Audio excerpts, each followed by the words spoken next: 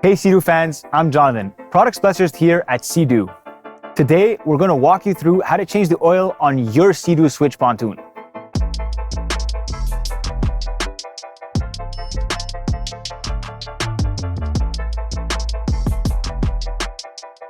Don't forget to hit the subscribe button below to always get the latest Sea-Doo how-to content and insider info. So let's get started. Here are the tools and products you'll need: a manual fluid extractor, an oil change kit, a drain pan, an E8 external torque socket and socket wrench, a torque wrench, a funnel, and some rags.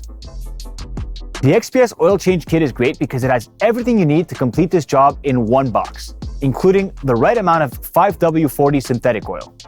If you're not using the XPS Oil Change Kit, consult your operator's guide for the proper oil and filter specifications for your model.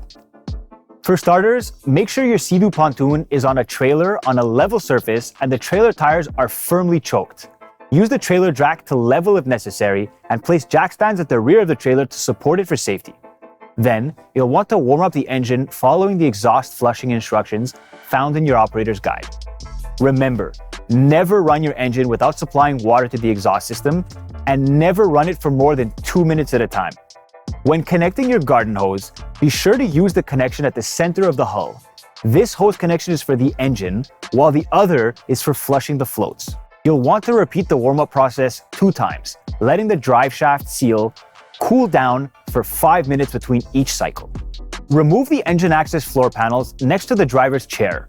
You should see the oil dipstick, oil fill cap, and oil filter location. Rather than draining the old oil like you would from a car or truck, we're going to use the manual fluid extractor to extract the old oil from your Sea-Doo pontoon's engine. Remove the oil fill cap and dipstick and place one end of the fluid extractor hose into the dipstick opening. You'll want to insert the extraction tube, 475 millimeters or a little more than 18.5 inches. As a quick tip, measure the end of the tube to be inserted and quickly mark the proper distance with a piece of tape. Place the other end of the fluid extractor into your catch pan or container. If required, an old empty oil jug works great for this if you don't have a catch pan. Proceed to pump the old oil into your catch pan or container. Remove the extractor hose from the dipstick tube and reinstall the filler cap and the dipstick. Fully depress the throttle lever and hold it while pressing the start button to crank the engine for 10 seconds. Siphon the oil again.